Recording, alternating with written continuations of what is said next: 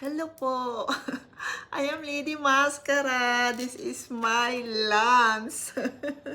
Talbos po ito ng sitaw na may kamatis at may bagoong. Masarap po ito. Ito po ay pinakamasustansyang ulam po. Ayan. May bagoong saka may kamatis. Ito po. Tignan nyo po. Ayan. They having a tomato with salted fish.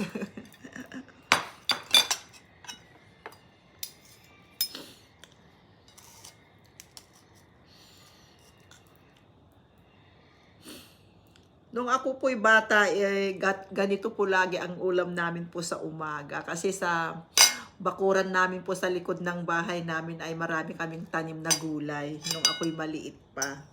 Kaya ito ang gustong-gusto ko pong ulam. Dito ako lumaki sa mga gulay kasi nasa province kami nakatira, malapit po sa bukid.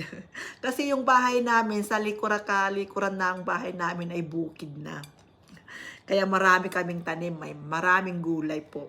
Kasi masipag po yung mother ko po na magtanim ng mga gulay. Kaya ako rin ay masipag din magtanim. Kaya kinalakihan ko na po yung magtanim po ng gulay.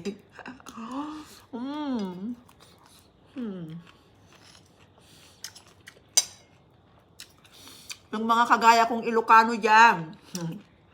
Manganta yun. Manganta yun si Ugot si Utong, Paltong.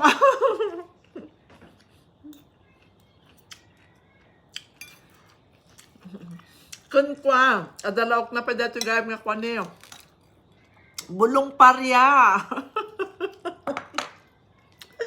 Ugot ni Paltong kung bulong parya.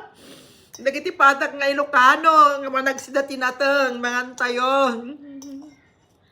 Naimas da ito nga sida. Appetizer.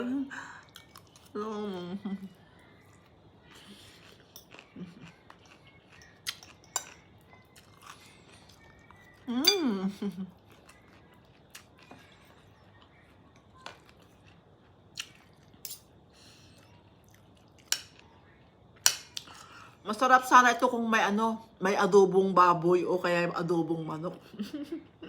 Kasama itong gulay. Kaya lang wala ang adobo.